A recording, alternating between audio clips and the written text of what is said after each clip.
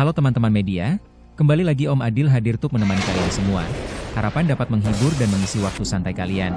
Mungkin dengan secangkir kopi, segelas susu, atau yang mungkin lagi rebahan di balik selimut, asal jangan selimut tetangga. Dan alur cerita film yang Om Adil akan ulas kali ini, berkisah tentang seorang driver taksi online bernama Martin, di mana taksi yang dibawanya tidak terdaftar di aplikasi manapun. Dan ternyata dia hanya menerima pelanggan yang menyewa jasanya dari kalangan gangster dan mafia saja. Di mana pada akhirnya dia mengalami kejadian yang membuatnya ikut terseret dan terlibat dalam sebuah kasus. Namun sebelum Om Adil ngoceh panjang lebar, yang belum subscribe silahkan subscribe, yang sudah subscribe jangan lupa like, komen dan share.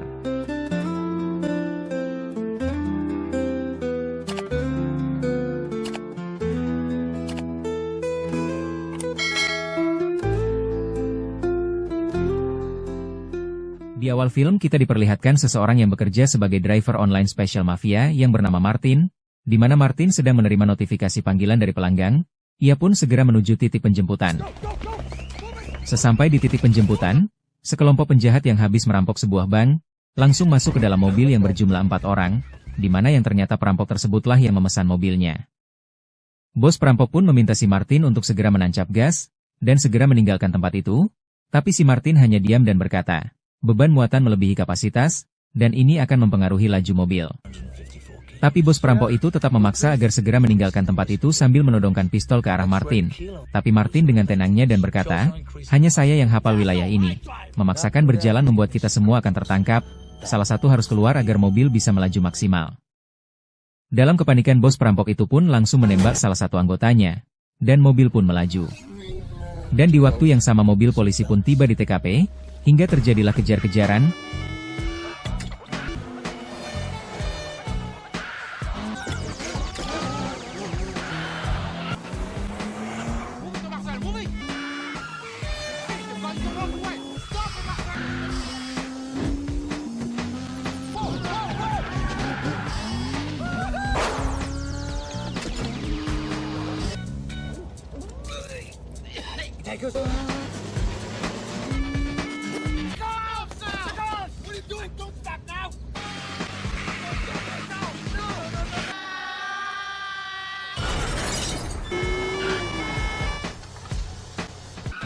Tapi dengan keahlian dan skill mengemudinya yang tak diragukan lagi, meski sempat beberapa kali terpojok dan hampir tertangkap, akhirnya mereka pun lolos dan berhasil mengantar penumpang di titik tujuan. Tapi bos perampok itu kembali meminta Martin untuk mengantarkannya hingga keluar kota dan memberikan uang tambahan. Tapi di sini Martin menolaknya karena itu di luar dari kesepakatan, lalu mengembalikan uang tip yang diberikan oleh bos perampok tadi. Di kediaman Martin, di mana ia sempat melihat berita tentang penangkapan perampok yang tadi telah menyewa jasanya, dan di waktu yang sama seorang polisi datang untuk memeriksa Martin, yang ternyata seorang inspektur, kita sebut saja Inspektur Tarkoni, lantaran Martin dicurigai terlibat dalam perampokan ban siang tadi, di mana mobil yang digunakan saat melarikan diri persis sama dengan mobil Martin, kecuali plat polisi, yang memang sudah diganti oleh Martin untuk menghilangkan jejak. Tarkoni pun memeriksa mobil Martin dan mengajukan beberapa pertanyaan, perihal kejadian perampokan siang tadi. Karena tidak menemukan bukti yang kuat, Inspektur Tarkoni pun pulang tanpa membawa hasil. Berselang setelah Markoni pulang, kembali Martin menerima telepon dari seseorang yang ingin memakai jasanya. Singkat cerita bertemulah mereka di satu tempat. Dan rupanya di sini Martin disewa untuk mengantarkan sebuah paket ke suatu tempat, dan setelah mengetahui rincian paket, dari ukuran dan berat barang yang akan diantarkannya, hingga tawar-menawar dan menerapkan beberapa perjanjian, keduanya pun bersepakat. Singkat cerita, tibalah hari di mana Martin akan mengantarkan paket tersebut, di mana sesuai perjanjian, Martin hanya mengantarkan saja, adapun paket tidak boleh disentuh apalagi dibuka oleh Martin. Semuanya dilakukan oleh anak buah kliennya, begitupun saat tiba nanti. Tapi hari yang sial bagi Martin, di mana di tengah perjalanan ban mobilnya bocor. Namun di saat Martin ingin mengambil peralatan di bagasinya, Martin melihat paket yang akan diantarkannya bergerak-gerak, tapi karena adanya perjanjian dengan kliennya, tidak boleh menyentuh paket apalagi sampai membukanya. Martin pun melanjutkan mengganti ban mobil lalu melanjutkan perjalanan. Saat melewati sebuah warung, Martin pun singgah untuk mengisi perut yang lagi kosong, dan tak lupa membeli sebotol minuman lalu kembali melanjutkan perjalanan.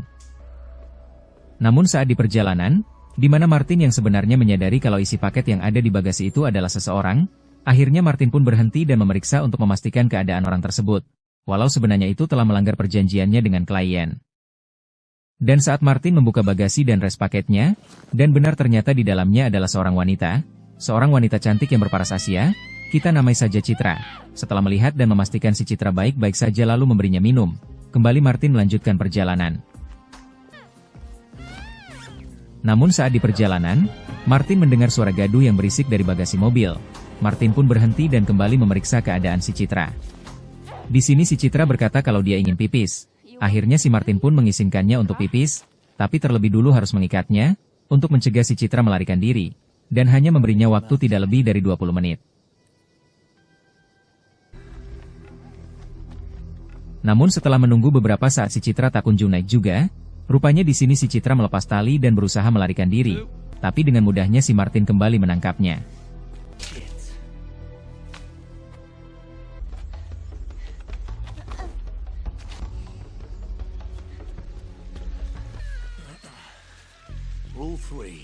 Tapi sialnya, sesampai di atas ternyata dua orang polisi yang sedang berpatroli memergokinya, hingga akhirnya.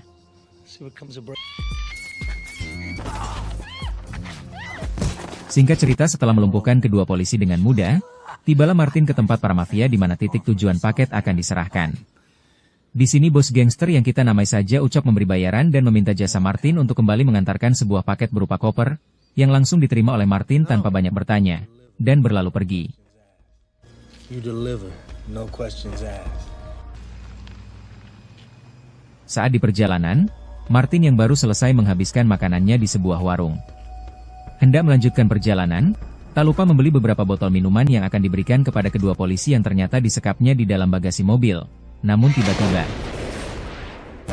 Martin yang menyadari kalau sumber ledakan berasal dari paket koper yang dibawanya, di mana ternyata berisi bom, yang mengakibatkan mobilnya hancur hingga menewaskan kedua polisi yang disekap di dalam bagasi. Kembali ke markas gangster dan menghajar satu persatu sampai tak tersisa. Sayangnya di sini Martin tidak menemukan Ucok, bos gangster tersebut.